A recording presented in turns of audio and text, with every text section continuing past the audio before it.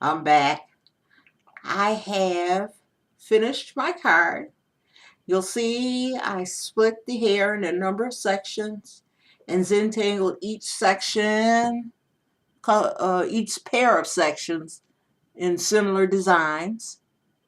And there's a name for each of these little designs, but I'm not good at remembering the names, just like people. I don't remember the people's names, and I don't remember the names of my tangles that I've learned from other people.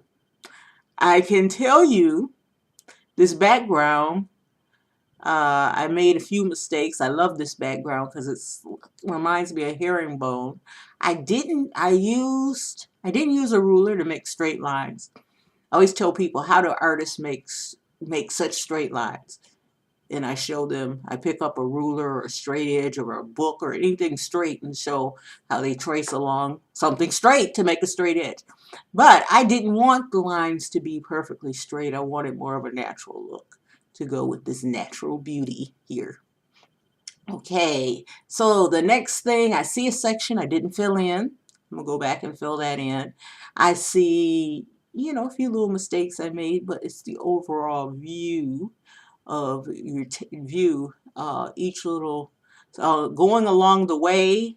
I know let's see, right here I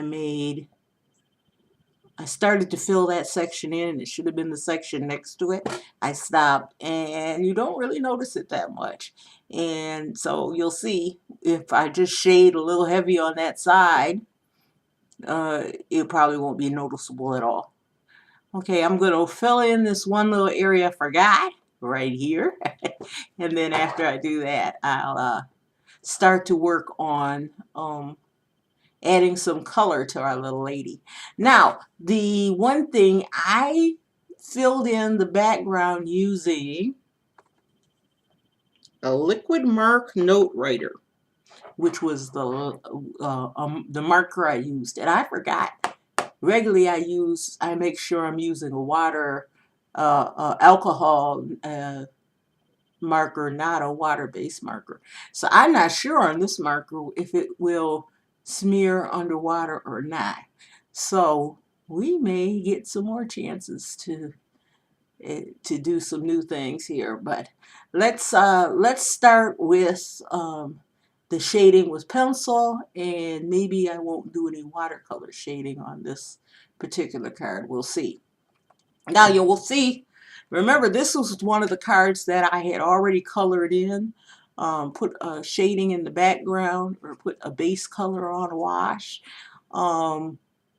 It's like you can't tell it's there, but if you look at a card that was done without the base color,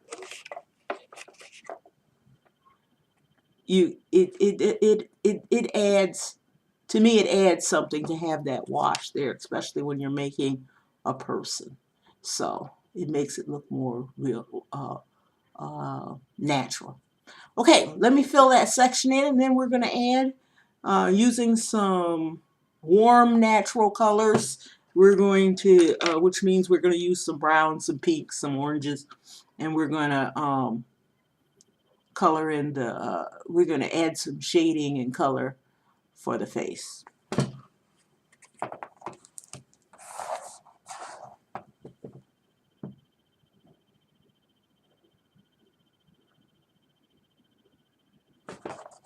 Okay.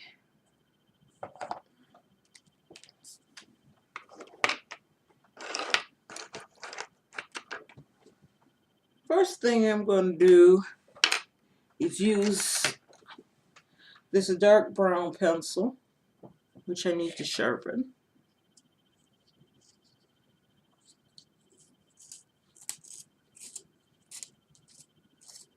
Partly because of the noise and partly because I think I just jammed it. That's why I'm not using the electric sharpener here. I'm just using my manual sharpener. But when you're shading something around, you make it darker around the edges. That gives it the round look. I'm going to make the light coming from this side. So everything's going to be shaded darker on this side. And it's coming from the top, so underneath, like right here under the neck, is going to be dark. This side of the neck is going to be dark. Under the lip, darker. Little shading. This side of the nose is going to be darker than the other side, but I'm going to have shading on both sides of the nose, but this side's darker. This is an important thing I learned not that long ago. The shading at the bottom of the nose.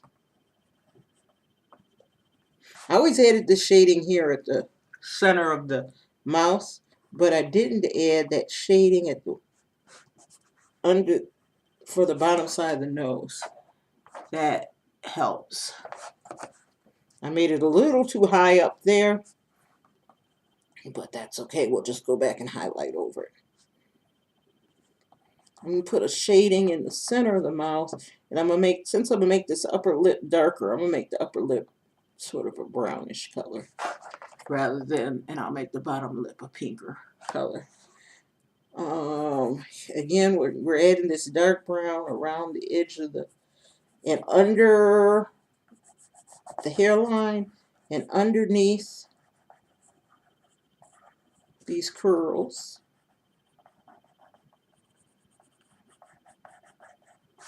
We're going to also add it under this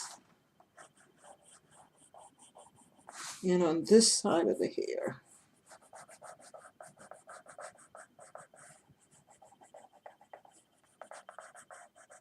Now, since I have this divided into sections with this space in those sections, I'm going to make those sections like a ribbon that are tying the hair off.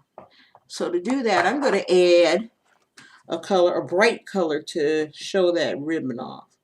Now I could do it red. The green seems to be sitting right here waiting for me to use it. So since all the rest of this is going to be done with some warm colors, may this cool green light really stand out. Now you'll notice I still have that shading on the outside of this ribbon, on the dark side of this ribbon, just like I have the shading on the dark side of the hair. And since I have that little bit of green there, let's make the earrings green. And we'll make the dress green, not scarf, but we'll just add some green shading over the, I'm going to call it a bubble dress because I put little bubbles on the dress. Okay, hold this up close. I did the green sort of faint. I didn't do it real bright. This is with pencil. If I wanted it real bright, I would have used marker instead. But I'm just doing this with pencil. I like that look.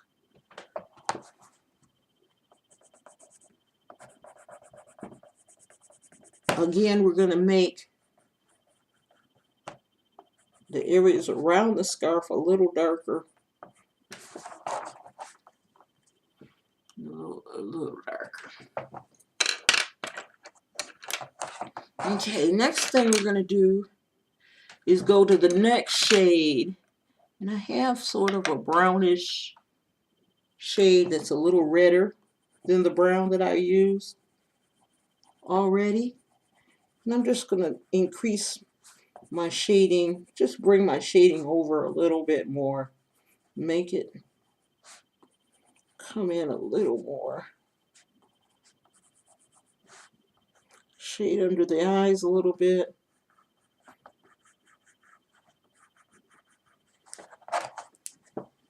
So I used another shade to do that. That's just a little redder than the shade I'd already used. Shade the hair a little bit.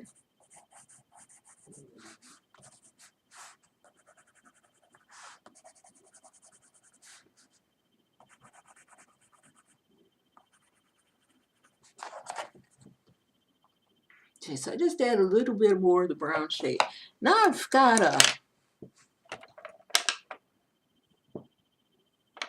orangish shade I'm going to use for the cheeks. Because I want to add a little healthy glow to the cheeks. A little on the chin. You can even add a little bit to the forehead just to.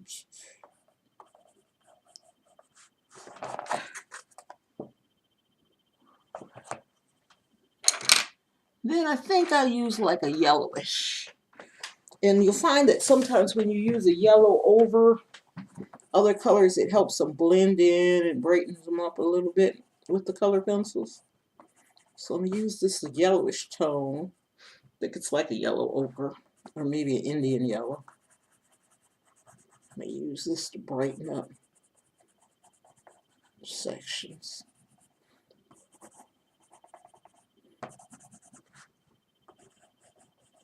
Now the areas where the light is actually hitting the hardest, I haven't put any shading there because remember I had the card originally shaded.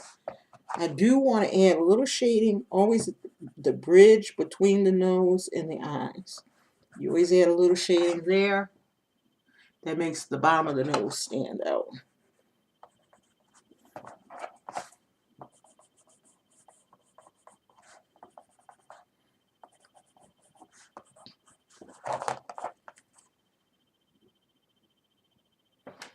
Okay, so now I'm going to go back and I'm going to go back to my orangish color.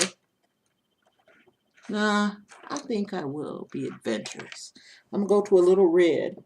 Put just a little red, a very light shade of the red over the orange that I've already put on there. Just to punch it up a little bit and then make the bottom lip red.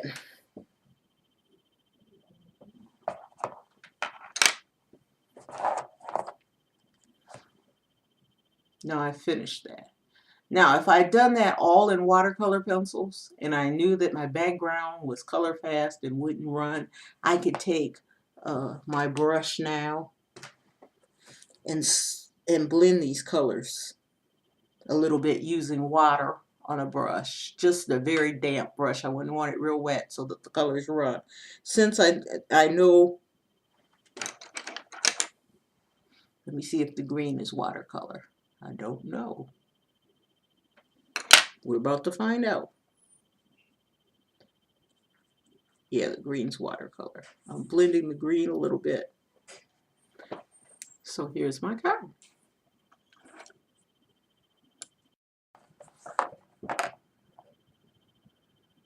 Off camera, I did a little more testing with the watercolor pencil, and I was able to use this watercolor pencil